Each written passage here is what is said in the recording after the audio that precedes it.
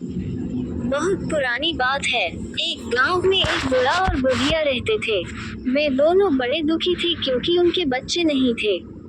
दोनों कभी कभी बहुत उदास हो जाते थे और सोचते थे हम ही हैं जो अकेले जिंदगी गुजार रहे हैं। एक बार बूढ़े से बुढ़िया से कहा, मुझे अकेले रहना अच्छा नहीं लगता है, क्यों न हम एक बकरी को घर ले आए। उसी दिन दोनों हाट में गए और एक बकरी खरीद कर घर ले आए।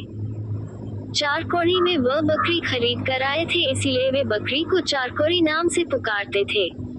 बुढ़िया माई बहुत खुश थी बकरी के साथ। उसे अपने हाथों से खिलाती पिलाती, जहाँ भी जाती चरकौड़ी को साथ ले जाती। पर थोड़े ही दिन में बकरी बहुत ही मनमानी करने लगी। किसी के भी घर में घुस जाती थी और जो भी मिलता खाने लगती।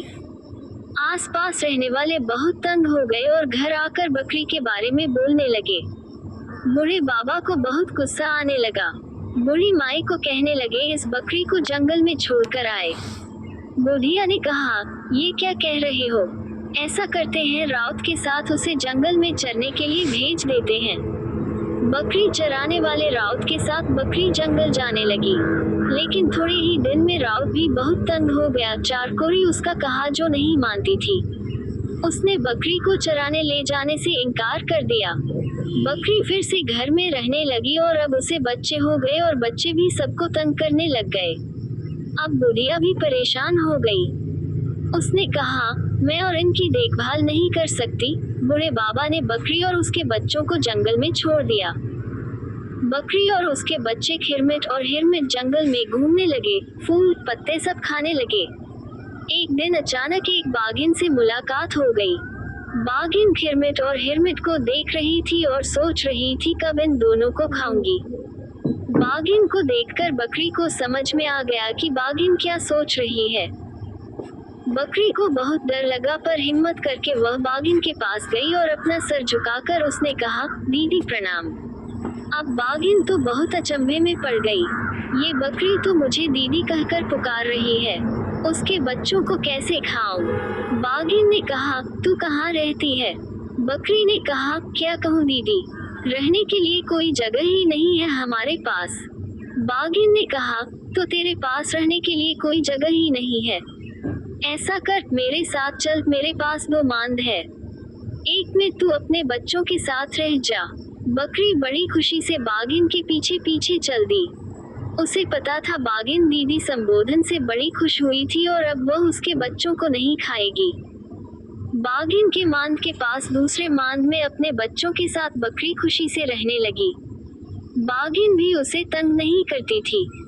लेकिन कुछ दिनों के बाद बाघिन को जब बच्चे हुए, बाघिन फिर से बकरी के बच्चों को खाने के लिए बेचैन हो गई। बच्चे पैदा होने के बाद वह शिकार करने के लिए नहीं जा पा रही थी। भूख भी उसे और ज्यादा लगने लगी थी। बकरी बाघिन के आंखों की ओर देखती और मन ही मन चिंतित हो उठती। वह बाघिन के पास जाकर दीदी दीदी कहती और बातें करती रहती ताकि उसकी आंखों के भाव बदल जाए। बाघिन उससे कहती, मेरे बच्चों का कोई नाम रख दो। बकरी ने ही कहा, एक का नाम एक कांटा, दूसरे का नाम 2 कांटा। बाघिन के बच्चे एक कांटा और 2 कांटा और बकरी के बच्चे खिरमिट और हिरमिट। शाम होते ही बाघिन ने बकरी से कहा, तुम तीनों अगर हमारे संग सोते तो बड़ा अच्छा होता, या किसी एक को अगर भेज दो। अब बकरी बहुत परेशान हो गई। क्या कहूँ बाघिन से? खिरमिट ने अपनी माँ को चिंतित देखकर कहा, माँ तू चिंता मत कर, मैं जाऊंगा वहाँ सोने। बाघिन के मांद में जाकर खिरमिट ने कहा, मौसी मौसी मैं आ गया। बाघिन बड़ी खुश हुई। उसने खिरमिट से कहा, तू उस किनारे सो जा। खिरमिट लेट गया, लेकिन डर के कारण उसे नींद नहीं आ रही थी। थोड़ी देर के बाद वह उठकर बाघिन के पास जाकर उसे देखने लगा। हाँ, बाघिन गाढ़ी नींद में सो रही थी।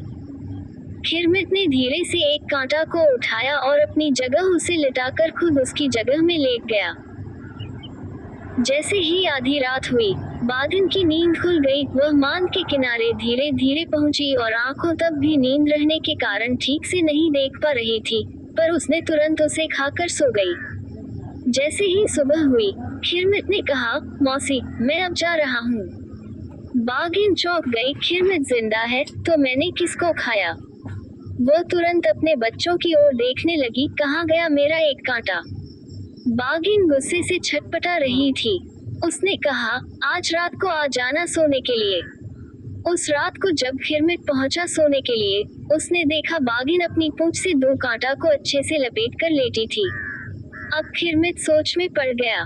बाघिन ने कहा, जा उस किनारे जाकर सो जा।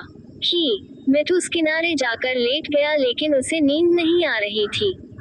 वह धीरे से मान से बाहर आ गया और चारों ओर देखने लगा। उसे एक बड़ा सा खीरा दिख गया। उसने उस खीरे को उठाकर मान के किनारे पर रख दिया और खुद अपनी माँ के पास चला आया। सुबह होते ही खिरमिट ने बाघिन के पास जाकर कहा, मौसी, अब मैं जा रहा हूँ। बाघिन उसकी ओर देखती रह गई और फिर उसे डकार आया। ये तो खीरे का डकार आया, तो इस बार मैं खीरा खा गई। बाघिन बहुत गुस्से से खिरमिट की ओर देखने लगी। खिरमिट धीरे धीरे मान से बाहर निकल आया और फिर तेजी से अपनी माँ के पास पहुँचा। दाई, दाई, अब बाघिन हमें नहीं छोड़ेगी, चलो जल्दी चलो, यहाँ से निकल पड़ते हैं। बकरी खिरमिट और हिरमिट को लेकर भागने लगी। भागते भागते बहुत दूर पहुँच गई। बकरी खिरमिट और हिरमिट को देखती और बहुत दुखी होती। ये नन्हे बच्चे कितने थक गए हैं। उसने बच्चों से कहा, थोड़ी देर हम तीनों पेड़ के नीचे आराम कर लेते हैं। पर खिरमिट ने कहा, माँ, बाघिन तो बहुत तेज दौड़ती है, वह तो अभी पहुँच जाएगी। हिरमिट ने कहा, क्यों न हम इस पेड़ पर चढ़ जाएं? बकरी ने कहा, हाँ ये ठीक है, चल हम तीनों इस पेड़ पर चढ़ जाते हैं। बकरी और खिरमिट पेड़ पर चढ़ गए और आराम करने लगे। उधर बाघिन बकरियों के मांद में पहुंची। उसने इधर देखा उधर देखा, कहाँ गई बकरियां? बाहर आए और उसके बाद बकरियों के पैरों के निशान देखकर समझ गई कि वे तीनों किस दिशा में गए। उसी को देखते हुए बाघिन चलती रही, फिर दौड़ती रही। उसे ज्यादा समय नहीं लगा उस पेड़ के पास पहुंचने में। पैरों के निशान पेड़ तक ही थे और बकरियों की गंध भी तेज हो गई थी। बाघिन ने ऊपर की ओर देखा। अच्छा, तो यहाँ बैठे हो सब?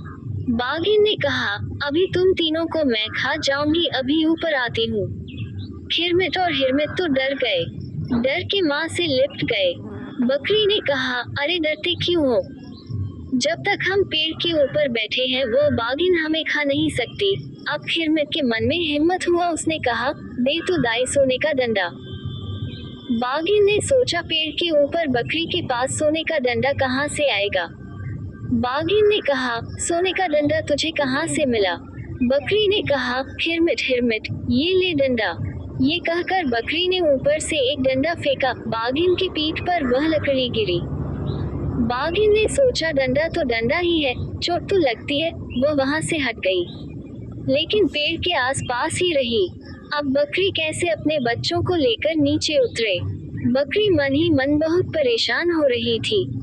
उधर बाघिन परेशान थी ये सोचकर कि कब तक उसे बकरियों के इंतजार में पेड़ के नीचे रहना पड़ेगा।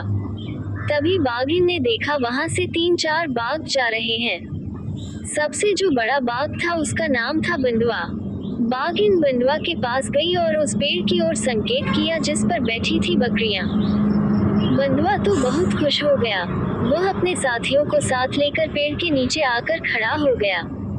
बकरी अपने बच्चों से कह रही थी, डर किस बात का? ये सब नीचे खड़े होकर ही हमें देखते रहेंगे। लेकिन तभी उसने देखा कि बंदुआ पेड़ के नीचे खड़ा हो गया। उसके ऊपर बाघिन के ऊपर और एक बाघ उसके ऊपर। अब तो चौथा बाघ पेड़ के ऊपर तक आ जाएगा। बकरी अब डर गई थी, कैसे बचाए बच्चों को? तभी खिरमिट ने कहा, दे तो दाई सोना के डंडा तेमा मारा तरी के बंडा। ये सुनकर बंदुआ, जो सबसे नीचे था, भागने लगा और जैसे ही वह भागने लगा, बाकी सब बाघ धड़ाम धड़ाम जमीन पर गिरने लगे। गिरते ही सभी बाघ भागने लगे। सबको भागते देख बाघिन भी भागने लगी। बकरी ने कहा, चल हिरमिट, हम भी यहाँ से भाग जाए, नहीं तो बाघिन फिर से आ जाएगी। बकरी अपने बच्चों को साथ लिए दौड़ने लगी। दौड़ते दौड़ते जंगल से बाहर आ गए। तीनों सीधे बूढ़ी माई के घर आ गए और बूढ़ी माई को चारों ओर से घेर लिया। बूढ़ी माई और बूढ़ा बाबा उन तीनों को देखकर बड़े खुश हुए। अब सब एक साथ खुशी खुशी रहने लगे।